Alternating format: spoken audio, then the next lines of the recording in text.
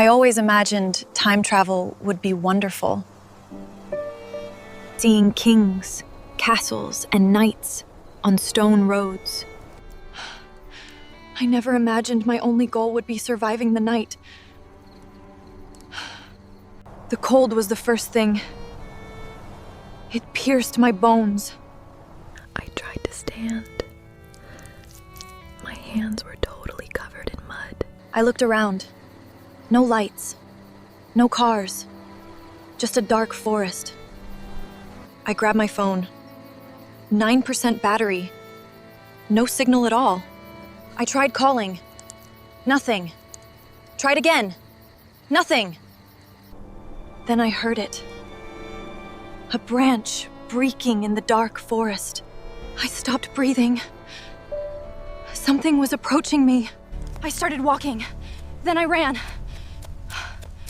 I just needed shelter. Minutes later, I heard horses. I froze completely. Between the trees, I saw torches. Men on horseback. They passed without seeing me. I hid behind a tree. When they disappeared into the night, I kept running.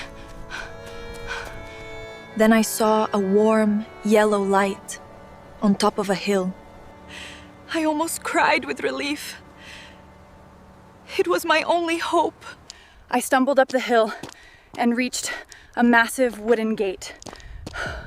I knocked. Nothing. I knocked again. Please help me. Footsteps. A small opening appeared in the heavy gate. An old man with a white beard stared. Who are you? I was shivering in the cold. I am lost, I whispered. He asked where I came from. From very far, I replied. He crossed himself. Are you alone? Being hunted? I don't know, I said, shivering in the dark. The old man paused, then opened the gate. Come in!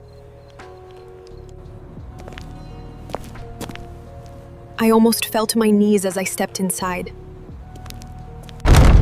The massive gate slammed shut behind me.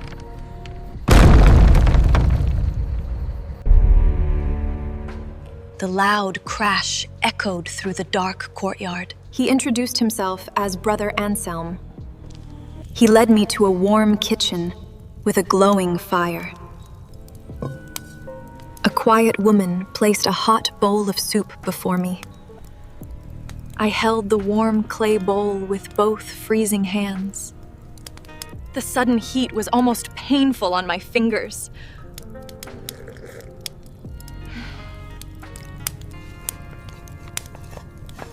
I ate fast. I didn't care about the taste at all. I was alive.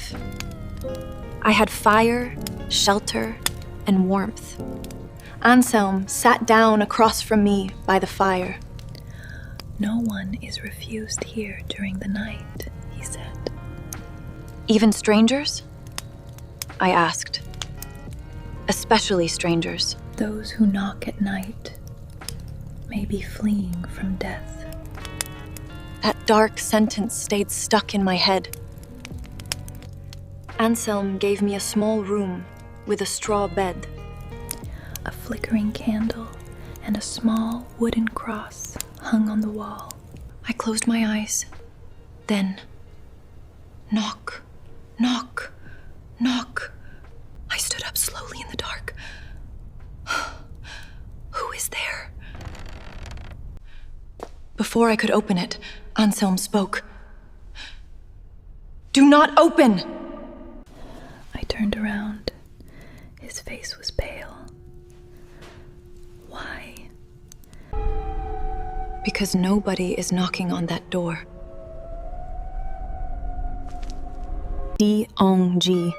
The bell rang again. I checked my phone. The screen read 3:13 a.m. Dong. Third time. The bell continued. 4, 5, 6, all the way to 13. 13 tolls. I knew something was very wrong. I opened the door. The hallway was completely empty. I walked to a window and looked at the courtyard. A woman in a dark dress facing away. I stepped outside. She turned. Her face was bloody. Her eyes pitch black. I pointed. There was a woman. He paused. I know. How do you know? I asked. He looked at the dark church. Because you are not the first person to see her. The next night, I sat near a young monk named Tomas. He noticed my fear. Did you see Helena? He whispered. Armed men came for her. The monks kept the gate closed. But someone opened it, he said. Nobody knows who. Everyone froze. A voice outside yelled, "For God's sake, BAM! I am hurt!" It sounded like a desperate man. He didn't move. That is exactly what I fear, he said. Then someone spoke again. Lara. My blood turned to ice. Anselm looked terrified. Then, the voice became female. "Daughter, I am cold!" I cried. "You are not my mother!" The gate shook. A pale hand with long fingers crept under. Anselm raised a cross. "Get away!" The hand vanished. That night, I could not bear the terrifying secrets anymore. I found Anselm standing alone in the dark stone church. He stared at the cross. "I want the truth," I demanded. "You are not ready." I told him what I had just seen. A dead woman used my mother's voice. Maybe you are ready. He pushed a heavy stone wall. A hidden passage appeared.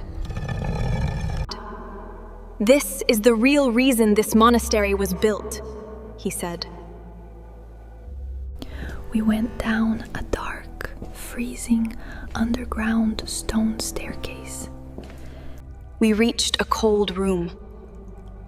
The walls had hundreds of carved names. Men, women, children, dates. I brought my candle closer.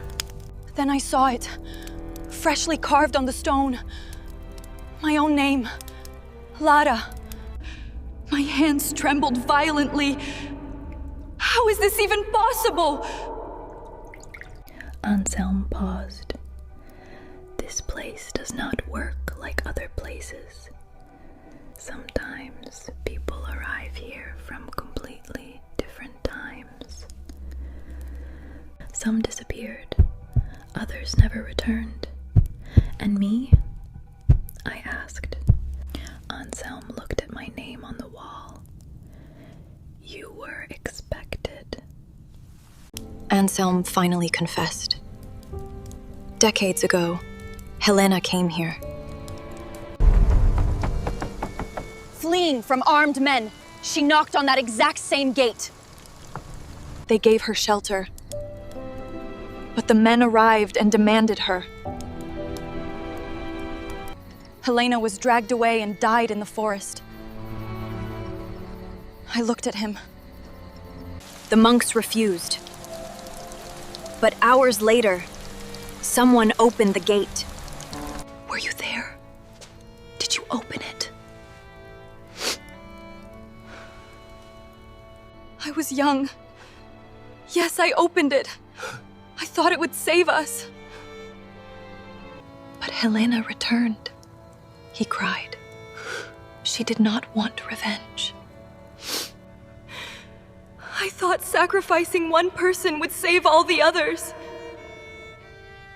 What did she want then? I asked. Anselm looked at me. That the door never be opened again for the hunted. The bell rang. D-O-N-G. First toll. We must go to the forest, he said. D-O-N-G. Second toll. The passage is open now, Anselm told me. D-O-N-G. Third. You must reach it before the 13th toll. We found an abandoned chapel. D-O-N-G. 8th toll. I went inside. Dong. 10th. Helena stood in the back. You are from another time. D-O-N-G. 11th toll. You can take me with you, she said. Dong. 13th toll. Suddenly, a vision of the past blinded me. The vision ended. Anselm fell to his knees. I failed you. I looked at him. Tell the truth! Say it! The walls shook. I gave you to them, he sobbed. Helena's face became human again. A bright portal opened. Never forget the rule, Lara. I fell onto my bedroom floor. The clock read 3:17. I laughed. I went to the window. The city, cars, buildings, everything was back. I breathed. It's over. Then I heard a bell inside my apartment. My phone lit up alone. A message appeared. The rule continues. Then I heard it. Knock, knock, knock. Someone was at my door. Lara, I am cold, she said. You cannot be here. I cried. The door opened. No one there. Just wet footprints made of snow. Weeks later, I researched it. I found a historical record. It said she returned to her time. She returned with Helena. I closed the book. I saw the date of the record, August 25. Since then, I lock my door and never look into the hallway. Yesterday, she knocked again. I came to ask for shelter. I put my hand on the doorknob. The real test is who we let in. I didn't open it. The bell rang one last time. D-O-N-G. A door protects you, but it can also hide guilt.